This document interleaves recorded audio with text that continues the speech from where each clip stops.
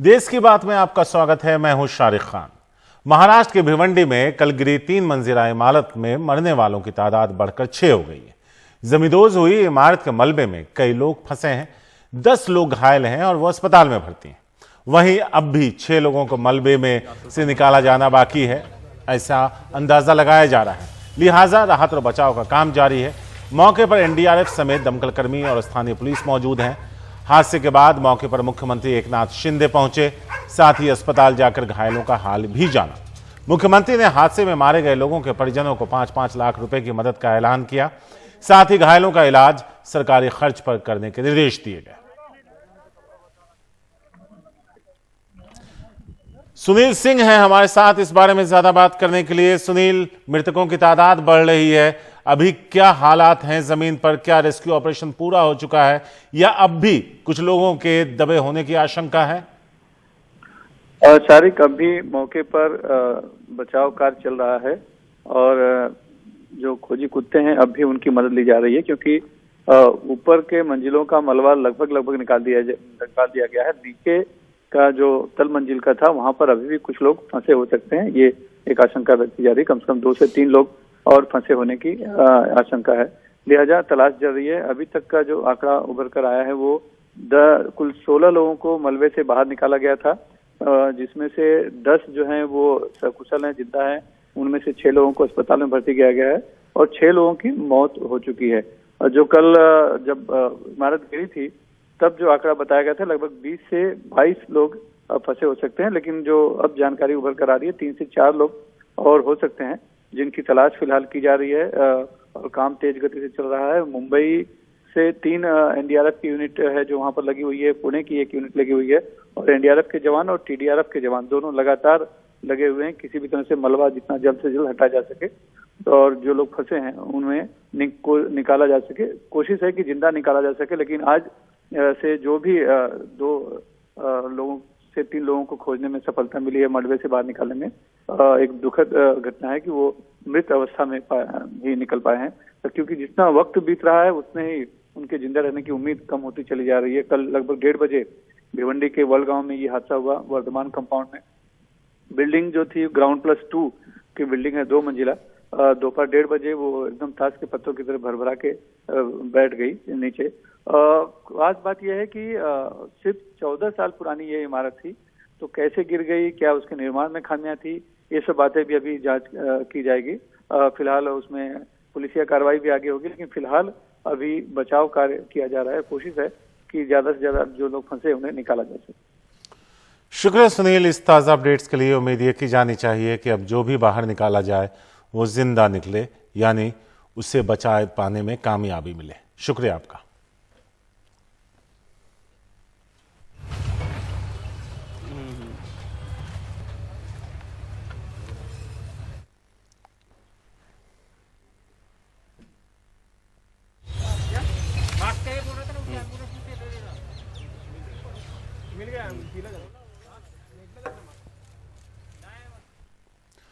लुधियाना की एक किराने की दुकान में गैस लीक होने से 11 लोगों की जान चली गई।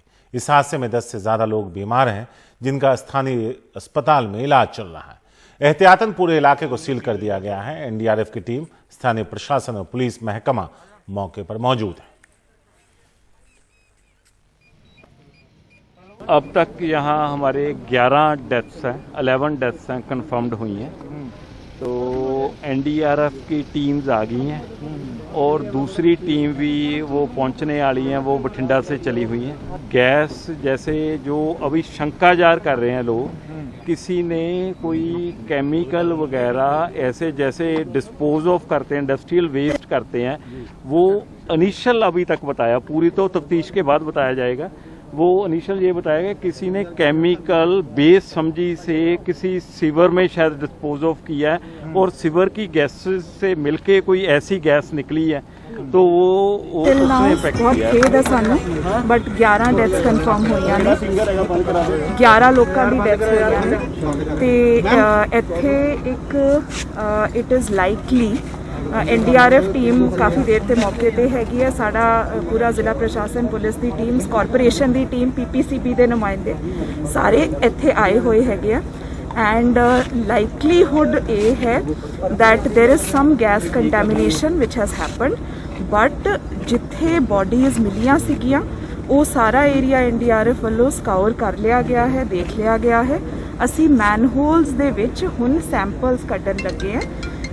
इट इज़ क्वाइट लाइकली कि मैनहोल्स दे विच हो सकता हैगा कि कोई कैमिकल मीथेन दे नाल रिएक्ट कर गया हैगा ते ਜਿਹੜੀਆਂ ਡੈਥਸ ਹੋਈਆਂ ਨੇ ਹਾਲੇ ਉਹਨਾਂ ਦੇ ਕੋਈ ਰੈਸਪੀਰੇਟਰੀ सिम्पटम्स नहीं आए हैगे तो इट इज़ लाइकली कि न्यूरोटॉक्सिन ਜਿਹੜਾ निकलिया ਉਹਦੇ ਨਾਲ डेथ्स ਹੋਈਆਂ ਨੇ। बात करें आज जो लुधियाने में एक फैक्ट्री में गैस लीक हो गया उसके बारे में आप बहुत दुखद घटना है और उस पे जो कदम उठाने चाहिए प्रशासन उस पर जल्द से जल्द कदम उठाए ताकि और लोगों को इसका नुकसान ना हो, साथ वाले क्षेत्रों में भी इसका कोई नुकसान ना हो, ऐसी मैं आशा करता हूँ। पंजाब के मुख्यमंत्री भगवंत मान ने ट्वीट किया। उन्होंने लिखा, लुधियाना के ग्यासपुरा इलाके में फैक्ट्री से गैस लीक की घटना बेहद दुखद है। पुलिस प्रशासन और एनडीआरएफ की टीमें मौजूद हैं, हर संभव मदद पहुंचाई जा रही।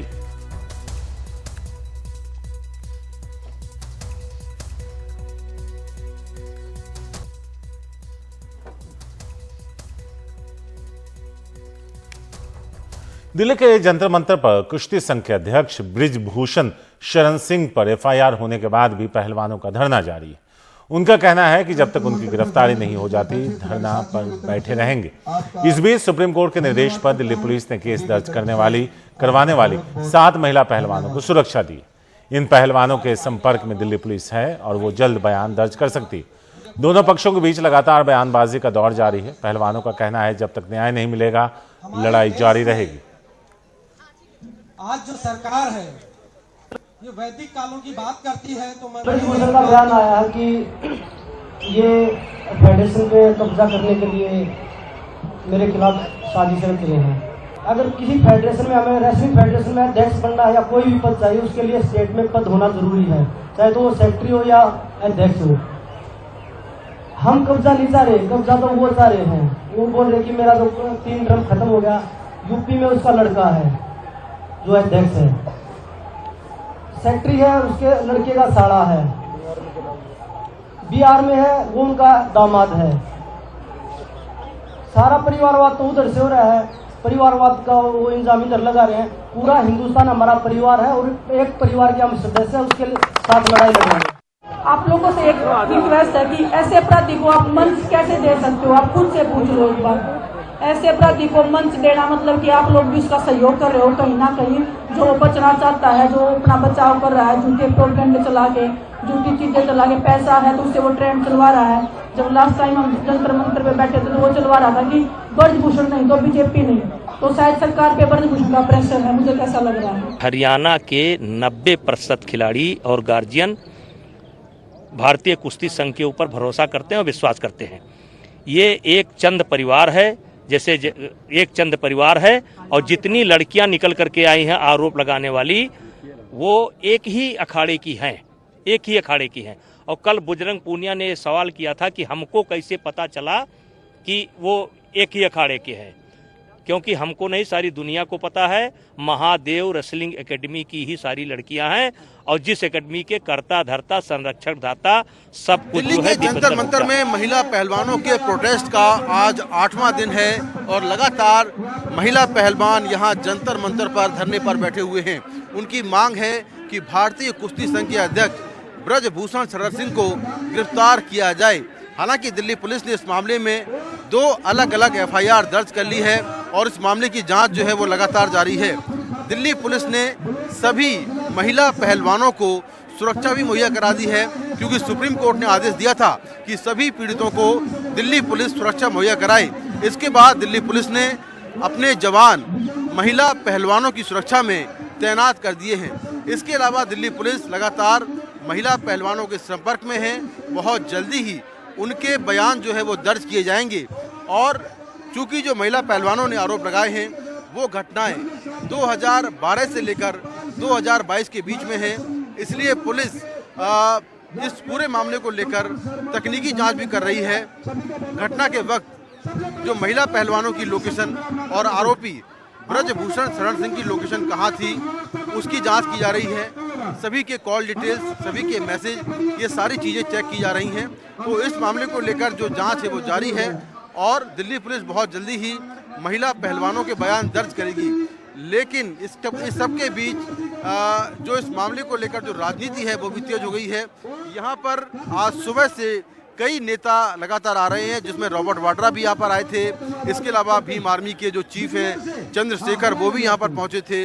और लगातार जो इस मामले में आरोपी हैं ब्रजभूषण शरण सिंह, उन्होंने ये कहा कि ये जो पूरा धरना है, ये जो पूरा कॉन्स्पिरेसी है, वो कांग्रेस के इशारे पर हो रही है। दरअसल जिस अखाड़े से ये महिला पहलवान है, उस अखाड़े को जो है कांग्रेस नेता दीपेंद्र हुड्डा, वो अखाड़ा उनकी देखरेख में है और ये कांग्रेस की पूरी साजिश है और इसीलिए उन पर इस तरह के आरोप लगाए गए हैं और उनकी पार्टी को बदनाम करने की साजिश की जा रही है। तो इस तरह से एक तरफ इस पूरे मामले को लेकर राजनीति चल रही है, तो दूसरी ओर जो महिला पहलवान हैं वो इंसाफ की मांग कर रही हैं। नई दिल्ली से कैमरामैन मोहम्मद मुसलिन के साथ मैं Mukesh Singh Sengar, NDTV India. Sudan से भारतीयों को सुरक्षित वापस लाने के लिए चलाया जा रहा ऑपरेशन कावेरी तेजी से अपनी मंजिल की तरफ बढ़ता जा रहा है। रविवार तक सूडान से 2700 से अधिक भारतीयों को निकाल लिया गया, जिनमें से 2200 से ज्यादा देश लौट चुके हैं। सूडान में करीब 3500 भारतीय हैं। इनके अलावा करीब 1000 भारतीय मूल के लोग भी हैं। इनमें से बहुत से ऐसे हैं जो लौटना नहीं चाहते। रविवार को भारतीय वायुसेना के विमान C-130J में 40 भारतीयों ने जिद्दाह से दिल्ली के लिए उड़ान भरी। जिद्दाह से चला ये 8वां दल है और इसके साथ ही 2200 से अधिक भारतीय देश लौट चुके हैं।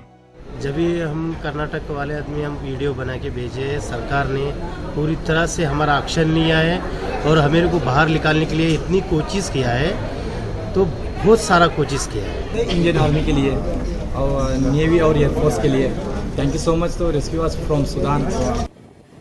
सूडान में 15 अप्रैल को जब हिंसा भड़की, वहां रह रहे करीब 3500 भारतीय फंस गए।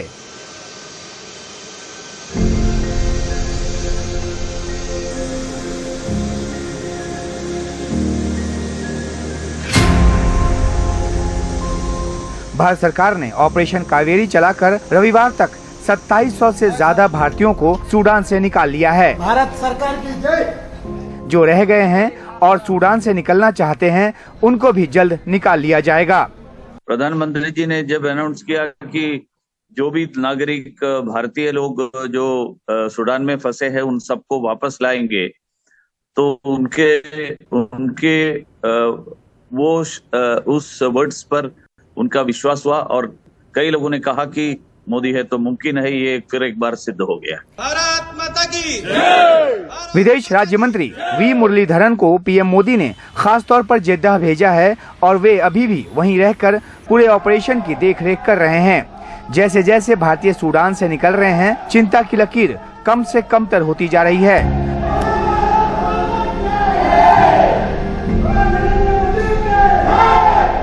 सूडान की सेना और पैरामिलिट्री फोर्स के बीच हिंसा बड़े पैमाने पर फिर न भड़की तो उम्मीद की जा रही है कि ऑपरेशन कावेरी जल्द ही अपना मकसद पूरा कर लेगा। भारत माता की नई दिल्ली में उमाशंकर सिंह, एनडीटीवी इंडिया।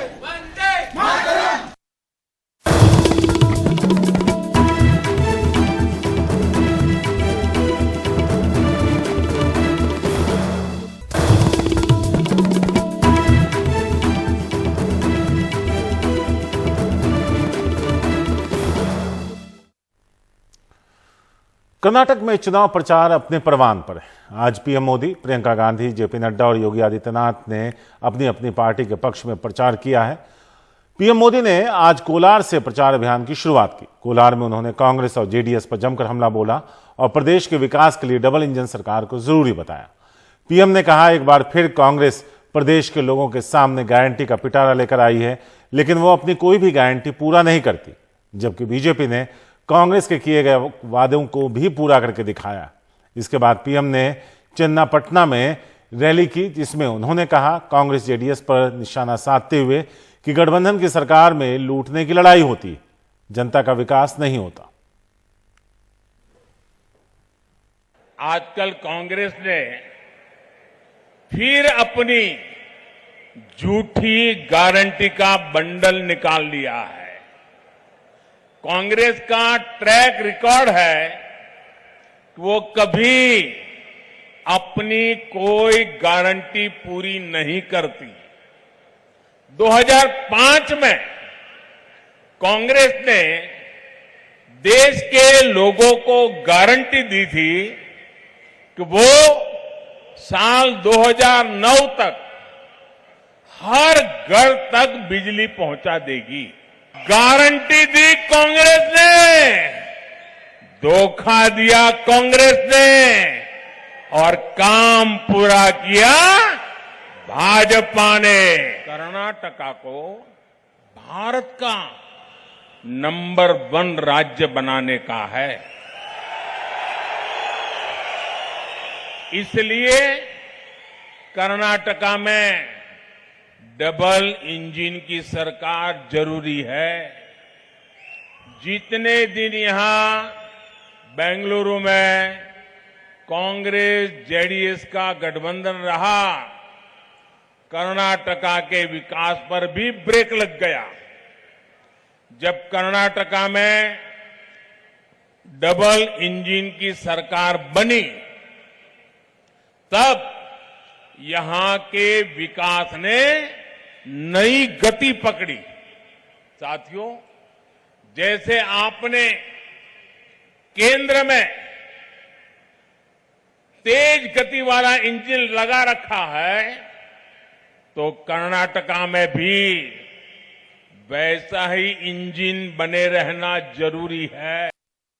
कर्नाटका ने भी लंबे दौर तक अस्थिर सरकारों का नाटक देखा है।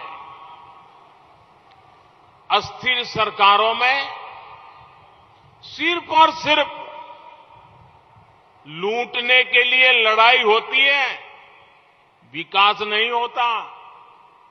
इस अस्थिरता के लिए सबसे बड़े जिम्मेदार कांग्रेस और जेडीएस है।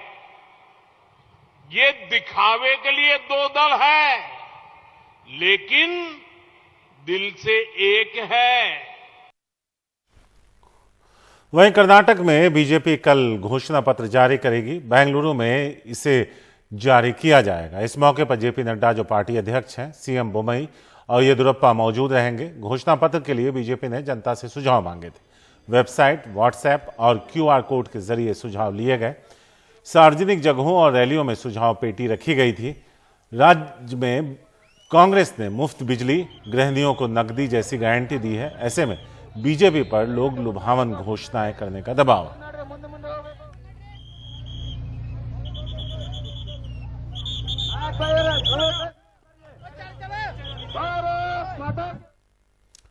मिशन कर्नाटक पर कांग्रेस महासचिव प्रियंका गांधी, उन्होंने बेलगावी में रैली की। बीजेपी पर जमकर निशाना साधा। उन्होंने कहा, ये लूट की, झूठ की सरकार। बीजेपी ने कर्नाटक से 1.5 लाख करोड़ रुपए लूटे। इतनी बड़ी रकम में 100 एम्स बन जाते, हजारों किलोमीटर सड़क बन जाती, हजारों यानी 30,000 से ज्यादा स्मार्ट क्लासेस बच्चों के लिए बन सकते। बीजेपी की सरकार ने 1.5 लाख करोड़ रुपए कर्नाटका से छीने हैं, लूटे हैं। लूट की, झूठ की सरकार है। आप सोचिए कि इन 1.5 लाख करोड़ रुपए में से आपके लिए कितना काम हो सकता था। मैं आपको बताती हूं, 100 एम्स के अस्पताल बन सकते थे, 100 कर्नाटका में। 2250 किलोमीटर की 6 लेन की एक्सप्रेसवे बन सकती थी। ईएसआई के 187 अस्पताल बन सकते थे। आपके बच्चों के लिए 30,000 स्मार्ट क्लासरूम बन सकते थे। 30,000 कोई छोटा नंबर नहीं है। केंद्रीय मंत्री गजेंद्र सिंह शेखावत पर राजस्थान में एफआईआर दर्ज की गई है। राजस्थान कांग्रेस के नेता सुरेंद्र सिंह जड़ावत ने ये एफआईआर दर्ज करवाई है।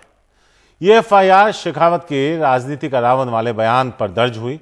चित्तौड़गढ़ में हुए बीजेपी के जन आक्रोश रैली में गजेंद्र सिंह शेखावत ने अशोक गहलोत को राजनीति का रावण कहकर संबोधित किया था। इसके बाद एफआईआर दर्ज हुई। शेखावत के बयान के बाद अशोक गहलोत ने कहा, मैं रावण हूं तो आप राम बन जाओ, लोगों का पैसा वापस कर दो। उनके लिए जो टिप्पणी की कि राजनीति के रावण, इससे घटियापन और कोई नहीं हो सकता। उनकी जो भाषा, जो मानसिक असंतुलन, जो मुझे लगता है कि ऐसी भाषा कोई अपने संतुलित व्यक्ति काम में नहीं ले सकता। वो कैबिनेट मंत्री है, इतना इम्पोर्टेंट पोर्टफोलियो है, क्या उनको शर्म नहीं आती है कि मैं 2.5 लाख लोगों का पैसा दिलवाने में कोई कदम उठा ही नहीं रहा हूं? कितना दिलवा पाएंगे नहीं दिलवा पाएंगे अलग बात होती है। उनके लोग सब जेल में बैठे हुए हैं, क्या उनकी मॉरल ड्यूटी नहीं है क्या प्रयास करे, जो पीड़ित लोगों को बुला के बातचीत करे, उनको कहे मैं आपके साथ खड़ा हूं।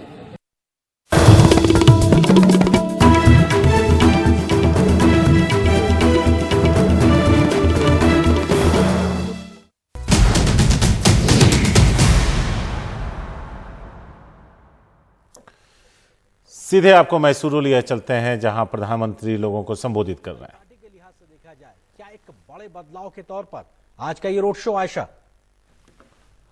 जी हाँ, बिल्कुल अरेंद्र, ये रोड शो बहुत अहम है। ओल्ड मैसूर रीजन के लिहाज से देखा जाए, प्रधानमंत्री नरेंद्र मोदी का रोड शो इस वक्त शुरू हुआ है मैसूर में। यहां हम आपको बता दें कि थोड़ी देर में वो रैली को भी संबोधित करेंगे। ओल्ड मैसूरू में उनका ये रोड शो हो रहा है। आज दिन भर उनका काफी व्यस्त कार्यक्रम रहा है, कई रैलियों को उन्होंने संबोधित किया है। अब यहां मैसूरू में उनका ये रोड शो हो रहा है, जहां दोनों तरफ बीजेपी के कार्यकर्ता और समर्थक बड़ी तादाद में प्रधानमंत्री को देखने और उनसे रूबरू होने के लिए मौजूद हैं। जेडीएस और कांग्रेस चाहता है, लेकिन ये बहुत दिलचस्प बात है कि मैसूर की जो लोकसभा सीट है वो बीजेपी के पास है। बीजेपी के सांसद प्रताप सिम्हा, जो इस वक्त प्रधानमंत्री नरेंद्र मोदी के साथ इस विजय रथ पर सवार है, प्रताप सिम्हा और उनके दूसरे जो अन्य बीजेपी के साथी हैं, तो ये बहुत ही दिलचस्प इक्वेशन यहाँ पर देखने को मिलता है।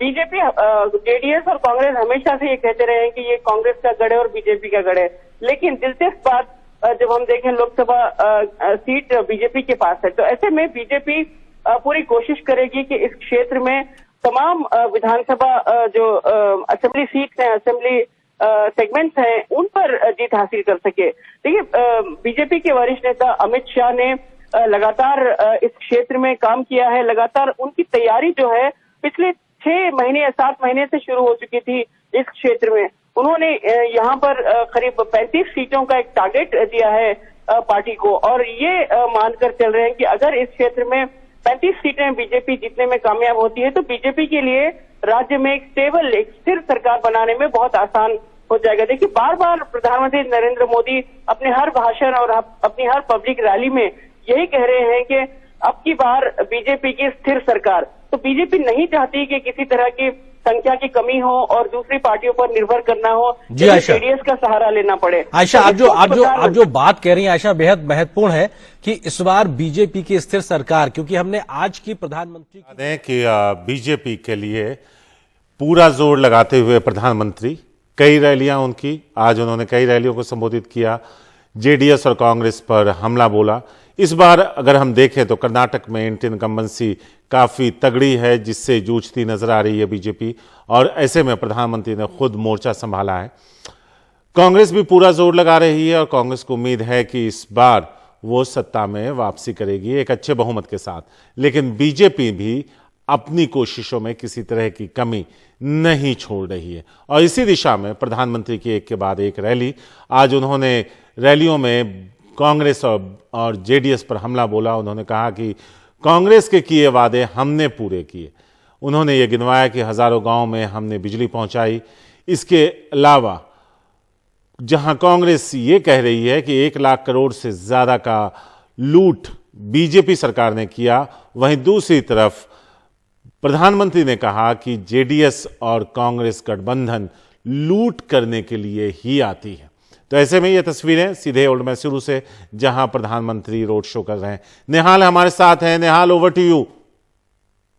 देखिए, ये काफी अहम इलाका है प्रधानमंत्री नरेंद्र मोदी के लिए भी, क्योंकि ये ओल्ड मैसूरू रीजन कहलाता है, जहां 61 सीटें हैं और यहाँ पर जो 2018 में जो चुनाव हुए थे, चूंकि ये जेडीएस का घर है, ऐसी सूरत में यहाँ पर जेडीएस हमेशा से तर्क करती आई है।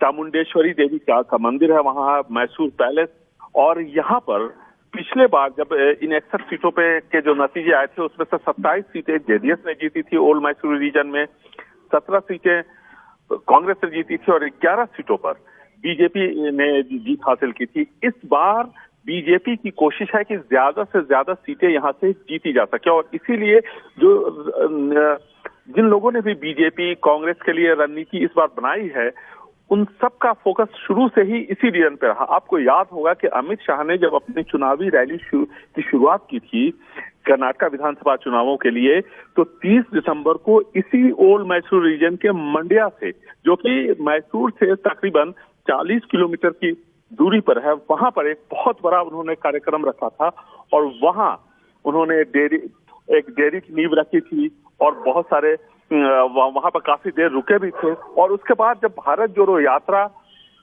कर्नाटक में चल रही थी, तो आप देखिए वहां 4 जिले जो थे भारत जोड़ो यात्रा के 6 में से वो इसी ओल्ड मैसूर रीजन के 4 जिले थे। यानी कांग्रेस और बीजेपी दोनों का फोकस इन 61 सीटों पे है, क्योंकि इन्हें लगता है कि अगर दूसरे क्षेत्रों में अगर नुकसान होता है तो उसकी भरपाई यहाँ से की जा सकती है। और 2018 के जो चुनाव के जो नतीजे हैं उसमें देखिए बीजेपी और कांग्रेस और जेडीएस तीनों के उम्मीदवारों के बीच में जीत हार का जो फासला है, अगर 25 सीटों को आप छोड़ दें तो बाकी सीटों पे बहुत ही कम का है। और ऐसे में सभी पार्टियों की उम्मीद इन्हीं 61 सीटों के आसपास है, क्योंकि इस बार बीजेपी को ऐसा लगता है कि हो सकता है कि लिंगायतों में नाराजगी है, येदियुरप्पा की वजह से, जगदीश शेट्टार की वजह से, लक्ष्मण सावदी की वजह से इनमें से 2 पार्टी छोड़ चुके हैं, कांग्रेस की टिकट पर लड़ रहे हैं। तो यहाँ से अगर कुछ सीटों का नुकसान उत्तर कर्नाटक से होता है तो उसकी भरपाई ओल्ड मैसूर रीजन से की जा सके। इसलिए प्रधानमंत्री का जो फोकस का जो एरिया रहा है, देखिए जब उम्मीदवारों के नाम की घोषणा हुई है उसके 2 दिनों से वो कर्नाटक में चुनाव प्रचार कर रहे हैं, उसमें से सबसे ज्यादा वक्त उनका इसी ओल्ड मैसूर रीजन के इर्द गिर्द है। कल देखिए बेंगलुरु में आए, हालांकि ये भी ओल्ड मैसूर रीजन का ही हिस्सा है, लेकिन चूंकि अर्बन इलाका होने की वजह से, शहरी इलाका होने की वजह से इसकी जो 28 सीटें हैं उसको हम उन 61 सीटों के साथ नहीं जोड़ते हैं, उसको अलग करके देखा जाता है। यानी 61 सीटें ओल्ड मैसूर रीजन की, जो मैसूर है इसके आसपास के जो इलाके हैं, और 28 सीटें बेंगलुरु की। कल उन्होंने बेंगलुरु में रोड शो किया, आज वो मैसूरू में रोड शो कर रहे हैं। तो कितना अहम है, ऐतिहासिक ये जगह है। और यहीं पे योगी आदित्यनाथ इसी ओल्ड मैसूरी रीजन में इसी हफ्ते उन्होंने रोड शो किया था मंड्या में ही। तो कुल मिलाकर के बीजेपी, कांग्रेस, जेडीएस सबके लिए एक तरह से बहुत ही महत्वपूर्ण है। और जेडीएस का तो ये घर है, ये वोक्कलिगांव का घर के तौर पर जाना जाता है। ये कर्नाटक में जो व्हाइट रेवोल्यूशन हुआ, यानी दूध की जो क्रांति आई, उसका ये हेडक्वार्टर है मंड्या, जहां से अमित शाह ने, इसी ओल्ड मैसूरी रीजन के मंड्या, जहां से अमित शाह ने अपनी रैली शुरू की थी, इसका चुनावी अभियान शुरू किया था। यहाँ हर दिन तकरीबन 9 लाख लीटर दूध यहाँ के कोऑपरेटिव सोसाइटी में इसका उत्पादन होता है। और साथ ही साथ यहाँ पर 5 चीनी मिले हैं, इसको यहाँ पर सबसे ज्यादा शुगर मिल्स है, गन्ने की खेती काफी होती है, सबसे ज्यादा किसान यहीं पे रहते हैं। और जो कर्नाटक में किसानों के आत्महत्या की जब खबरें आती थी तो इस इलाके से सबसे ज्यादा आती थी। तो कुल मिला करके ये किसानों का घर है, ये वोक्कलिगा का घर है, ये जेडीएस का घर है। और ऐसी सूरत में जेडीएस पिछले 1 साल से लगातार यहाँ पे चुनावी रैलियां कर रही है। देवेगौड़ा और कुमारस्वामी लगातार यहाँ पे होते हैं। उसके बाद राहुल गांधी दिख रहे हैं और राहुल गांधी के बाद बीजेपी। तो बहुत ही फोकस यहाँ पे रहा है। यहाँ पर और भी जो बीजेपी के बड़े नेता हैं वो लगातार रैली करेंगे, ये जानकारी हमें मिली है। क्योंकि उनका ये मानना है कि अगर कहीं कुछ सीट की कमी रह जाती है तो उसकी भरपाई 61 सीटों से की जा सके। तो निहाल, क्या ये कहा जा सकता है कि इस पूरे रीजन में 61 सीटों में से 11 बीजेपी के पास था, तो उसके पास खोने के लिए बहुत कुछ नहीं है, पाने को बहुत कुछ है, इसलिए सारा जोर यहाँ है? देखिए, ये कोशिश जो है ना, ये मैंने जैसा कि आपको पहले बताया कि ये जेडीएस का घर है।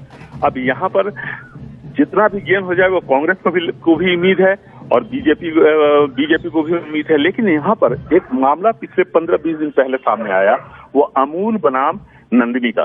नंदिनी यहाँ के कर्नाटका मिल्क फेडरेशन का प्रोडक्ट है।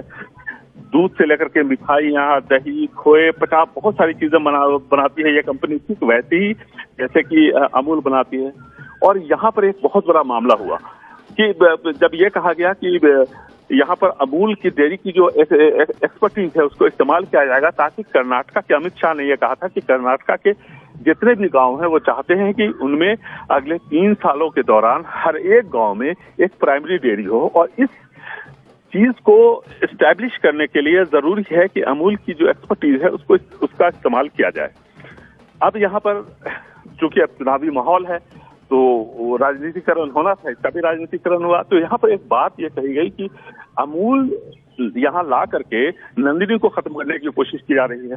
अब इससे क्या हुआ कि यहाँ पर एक तरह से बहुत ज्यादा हंगामा मचा। और आप देखिए पूरे कर्नाटका में ये होना है, लेकिन पूरे कर्नाटका के जो गांव हैं उनमें 3 साल के अंदर सभी जगहों पे एक प्राइमरी डेयरी की योजना है। लेकिन जो सबसे ज्यादा विरोध देखने को आपको मिला, जितने सारे वीडियोस आपने देखे होंगे, वो सब इसी ओल्ड मैसूरू रीजन के हैं, क्योंकि सबसे बड़ा दूध उत्पादन का ये केंद्र है। और इसीलिए ये जब मामला सामने आया तो यहाँ पर बीजेपी के लिए चुनौती नए सिरे से खड़ी हो गई और इसका फायदा कांग्रेस और जेडीएस उठाने की कोशिश में जुट गई। अभी भी इस बात को लेकर बहस चल रही है कि नंदिनी की वजह से बीजेपी नंदिनी की वजह से को ला करके माफ कीजिएगा अमूल को ला करके नंदिनी को खत्म करने की कोशिश हो रही है। लेकिन बीजेपी का यह कहना है कि पहले से ही यहाँ पर कई सारे प्रोडक्ट्स हैं मार्केट में, जो दूध, दही, मिठाई, पेड़े, घी, सब कुछ बनाते हैं। उससे तो नंदिनी को कोई चुनौती नहीं मिली, तो अमूल से कैसे मिल सकती है? और वो भी तब जबकि राज्य सरकार सब्सिडी देती है 6 रुपए की प्रत्येक लीटर दूध पर, जो कि नंदिनी के जो फार्मर्स है वो प्रोड्यूस करते हैं। ऐसी सूरत में जो कीमत है नंदिनी दूध का और अमूल का, वो दोनों में बहुत फर्क है। अब इन बातों को समझाना है, इसलिए बीजेपी के बड़े नेता यहाँ पर लगातार कैंप कर रहे हैं, यहाँ पर अपनी तरह से बात रखने की कोशिश कर रहे हैं ताकि नंदिनी बनाम अमूल का जो मामला है ये बैकफायर न करे। अब इसको समझाने की कोशिश चल रही है। प्रधानमंत्री बहुत बड़ा शो कर रहे हैं, ऐतिहासिक शहर है ये, और इसी आसपास में आप देखिए कि यहाँ पर वरुणा कॉन्स्टिट्यूएंसी, जो कि सिद्धरमैया की कॉन्स्टिट्यूएंसी है, जहाँ से वो लड़ रहे हैं इस बार, और उनके सामने बीजेपी ने सोमन्ना को खड़ा किया है। बहुत बड़े लिंगायत नेता हैं वो भी।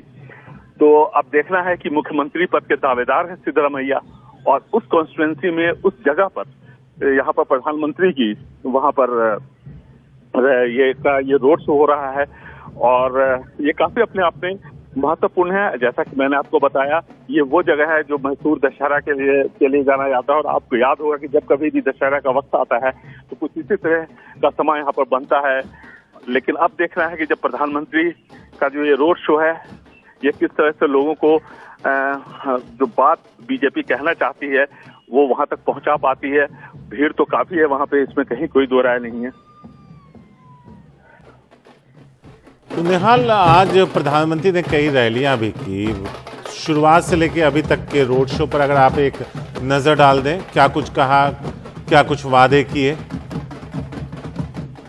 देखिए, प्रधानमंत्री ने यहाँ पर एक सबसे पहले बेंगलुरु से तकरीबन 60 किलोमीटर दूर कोलार में उन्होंने एक रैली की। बड़ी रैली थी, काफी लोग आए। ये कोलार और इसके आसपास का जो इलाका है उसमें ज्यादातर SC/ST की आरक्षित सीटें हैं, लेकिन कोलार जहाँ ये रैली हुई वो आरक्षित सीट नहीं है, वहां पर भी काफी भीड़ आई थी। और हालांकि ये जो इलाका है ये बेसिकली अगर आप देखिए तो ये कभी जनता परिवार का इलाका रहा और उसके बाद कांग्रेस का रहा। बीच में एक बार बीजेपी का विधायक यहाँ से जीता था, लेकिन इसके बाद इस बार क्योंकि बदले हुए परिवेश में ऐसा लगता है कि शायद उन्हें बीजेपी यहाँ पर बेहतर कर सकती है, इसकी उम्मीद बीजेपी को है। और इसीलिए प्रधानमंत्री ने बेंगलुरु शहर के नजदीक कोलार में इस आम सभा को रखा था यहाँ पर, और वहां पर भी मुस्लिम रिजर्वेशन का जो मामला है वो है। साथ ही साथ जो हाल ही में ये मामला सामने आया, मल्लिकार्जुन खड़गे ने जो अपशब्दों का इस्तेमाल किया, वो सारे मुद्दे थे। उन्होंने रोड मैप बताया कि किस तरह से डबल इंजन की सरकार अगर कर्नाटका को चाहिए और किस तरह से वो विकास करेगी, तो ये सारी बातें उन्होंने यहाँ भी कही। उसके बाद यहाँ से थोड़ी दूर रामनगरा के आसपास जो उनकी रैली हुई, वहां भी ये बात सुनने को मिली।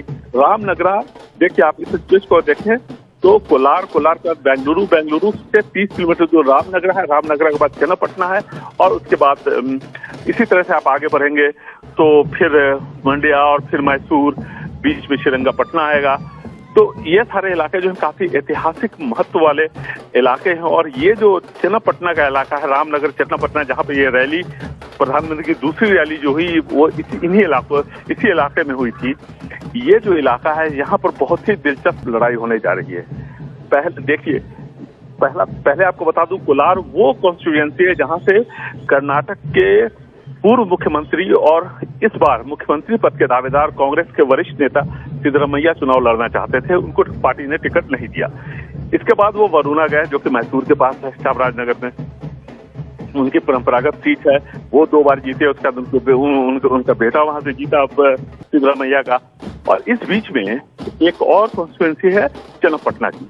अब यहाँ से चन्नापटना से कुमारस्वामी चुनाव लड़ रहे हैं, जो कि जेडीएस के वरिष्ठ नेता हैं, 2 बार मुख्यमंत्री रह चुके हैं, सबसे कम सीटें उनकी पार्टी ने ली, इसके बावजूद वो 2 बार मुख्यमंत्री बने। और इस बार भी कहते हैं कि अगर विधान असेंबली होती है तो या तो जेडीएस या कुमारस्वामी किंग बनेंगे या किंग मेकर बनेंगे। ऐसी सूरत में वहां पर रैली हो रही है, हुई उनकी जो दूसरी रैली थी, और वहां पर सीपी योगेश्वर वहां से कुमारस्वामी के खिलाफ खड़े। हालांकि कई बार सीपी योगेश्वर को कुमारस्वामी ने हराया है, दोनों वोक्कलिगा हैं। अब जैसा कि मैंने आपको पहले बताया, ये वोक्कलिगा का इलाका है। सीपी योगेश्वर काफी, उनका एक अच्छी छवि है, इसमें कहीं कोई दो राय नहीं है। लेकिन सीपी योगेश्वर एक ऐसे उम्मीदवार हैं जिन्होंने हर पार्टी से चुनाव लड़ा है, समाजवादी पार्टी से लड़ा, बीजेपी से लड़ा, कांग्रेस से लड़ा, तो हर पार्टी से वो जुड़े रह चुके हैं। और इस बार वो बीजेपी के टिकट पे तो कुमारस्वामी, जो कि जेडीएस के वरिष्ठ नेता हैं, देवेगौड़ा के बेटे हैं, और किंग मेकर बनने की सूरत में मुख्यमंत्री उनके ही बनने की संभावना है अगर हंगर असेंबली होती है तो उनके खिलाफ उन्होंने वहां पर चुनाव प्रचार किया है ताकि सीपी योगेश्वर जो बीजेपी के उम्मीदवार वो जीते। लेकिन जो थ्रस्ट है, जो पूरा जो फोकस है, वो इसी बात पर है कि ओल्ड मैसूर रीजन की 61 सीटों में से बीजेपी ज्यादा से ज्यादा सीटें जीते, क्योंकि पहले के जो चुनावों के जो नतीजे है उसमें बीजेपी और कांग्रेस के बीच का जो फासला है हार जीत का, बहुत ज्यादा का नहीं है। और ऐसी सूरत में बीजेपी की अपनी उम्मीदें हैं, कांग्रेस की उम्मीदें हैं, और जेडीएस के लिए तो बिल्कुल डू और डाई वाली सिचुएशन है कि अगर ओल्ड मैसूर रीजन में बीजेपी, अगर जेडीएस अच्छा नहीं करती है तो फिर दूसरे जगहों पर उसकी सीटें मिलती नहीं है। इसलिए कि बेंगलुरु में तकरीबन आधी दर्जन सीटें हैं जहां वोक्कलिगा की आबादी है अच्छी खासी, जो कि जीत हार में एक निर्णायक भूमिका निभा सकती है। और यहाँ पर जेडीएस कोशिश कर रही है कि पिछले चुनाव में 2 सीटें 28 में से बेंगलुरु की जेडीएस ने जीती। इस बार कोशिश है कि कम से कम ज्यादा से ज्यादा जीते, कि अगर थोड़ा सा नुकसान अगर दूसरी जगहों पर होता है तो उसकी भरपाई हो जाए। तो कुल मिलाकर के काफी दिलचस्प मुकाबला है। प्रधानमंत्री ने भी बहुत सोच समझ करके मैसूरी ऐसे ऐतिहासिक शहर में एक अपना रोड शो प्लान किया है। और आप देखिए, खूबसूरत शहर है और रोड शो जब इस तरह से होता है तो और भी भव्य लगता है देखने में। शुक्रिया नेहाल। तो ये तस्वीरें ओल्ड मैसूरू की, जहां प्रधानमंत्री का रोड शो जारी है। फिलहाल वक्त एक छोटे से ब्रेक का है। देश की बात में आप बने रहें।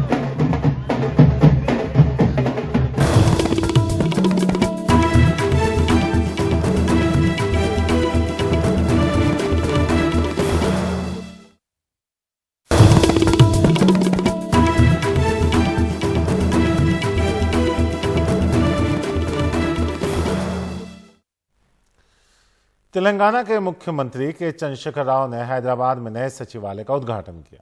इससे पहले नई इमारत में पूजा अर्चना और यज्ञ भी किया गया। समारोह में सीएम केसीआर के अलावा सरकार के सभी मंत्री और तेलंगाना के आला अधिकारी मौजूद रहे। नए सचिवालय में 635 कमरे और 30 कॉन्फ्रेंस रूम है। इसकी लागत 600 करोड़ रुपए आई है और इसे रिकॉर्ड 2 साल 2 महीने में तैयार किया गया। यह इमारत सोलर पैनल लगाए गए हैं। इसमें मंदिर, मस्जिद और चर्च भी बनवाया गया।